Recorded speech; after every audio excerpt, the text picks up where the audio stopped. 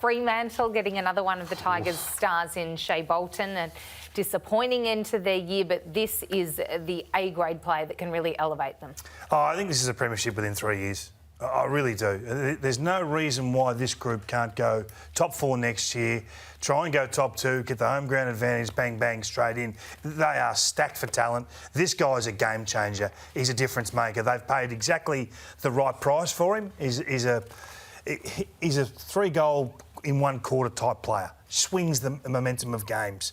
And they've got the content in the midfield already. So I just think this has been a great decision to take the risk at this stage for this sort of player. Yeah, point of difference in their forward half, point of difference if he goes into the midfield. A lot of misconceptions about his inconsistency. I said earlier, he's finished top 5 in the best and fairest every year for the last 5 years. He's the 10th highest rated player in the game for 2 and a bit years until the second half of this season, whereas we touched on earlier, to be fair, he probably did just lose a little bit of motivation and interest when he knew he was going to return home. But yeah, this guy is one of the best players in the competition. It's a great get for Fremantle. He's back home with a young family, so he'll be comfortable in his surroundings. And if they can get an upside on him, Ralphie, imagine if he can be even better than what he's been in the last 4 to 5 years. Fremantle have got something pretty special. Is he the full stop on the premiership tilt?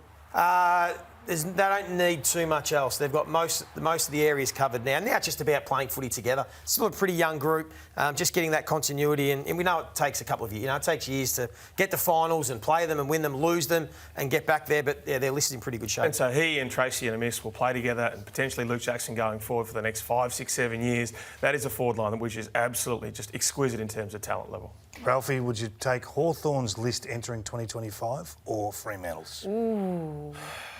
I think that Fremantle has the better talent. I think right now, on the available evidence of the last 12 months, that Sam Mitchell has coached that talent better. So that's up to Justin Longmire. Got the keys to the city. Now all of a sudden you've got to convert.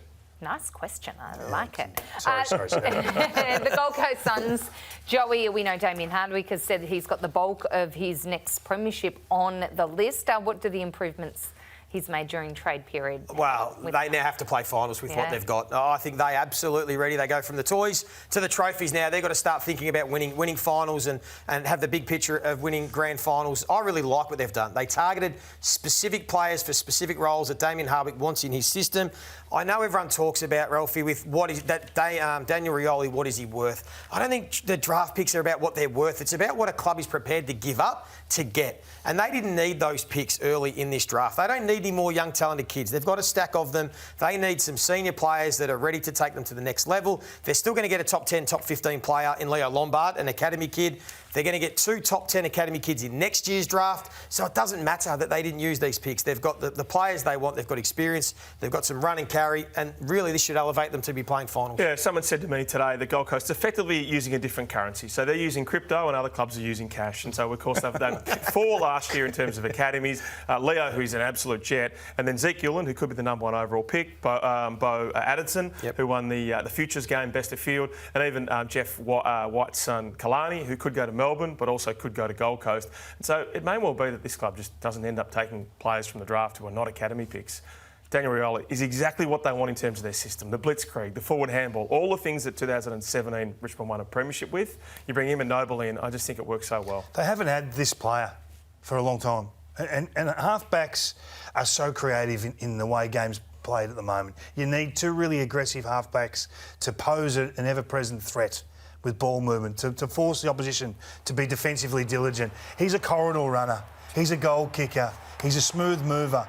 He'll bring some arrogance to this football club. A club that needs, I think, to work on their ball movement. There's still massive scope for improvement. I know that the system is only a year in under Damien Hardwick. This guy knows the system.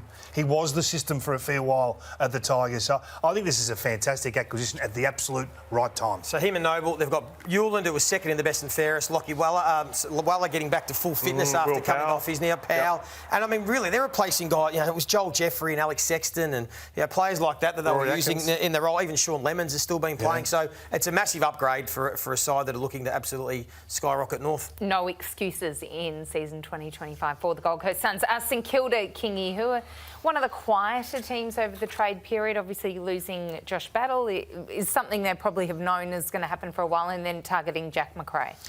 I just feel like they haven't had the man at this football club. They haven't had the guy that stands at the front, Dustin Martin-like, and says, this is where we're going, and shifts the course of games. Now, pick 7 and 8 has to be the man. One of those picks has to be the Bontempelli, the Petrarca, the types they've overlooked in the past. So they need, I don't know whether they need to go up from 7 or 8 to find that absolute star, Joey, or whether he'll still be there at 7 and 8. But these are the decisions this club has to get right. For too long, St Kilda have got these decisions wrong, and it's the reason why they've been where they are the last 5 to 6 years. They've got the right coach. They've got some stability at the football club. They need to get these selections right. And they got Simon Dalrymple, who, of course, was the bloke who got in Aaron Norton at pick 9 after Caulfield and Hunter Clark. I think he might have even named his dog after him as well. So there you go. So if you want someone who's going to not pick the Billings and the McCartans, Paddy McCartans, well, you've got the right recruiter in place. Saints ideally want their, Rosie Butters, their Hayden Young Sarong. If you can get that 7 and 8 and get 2 mids, just 2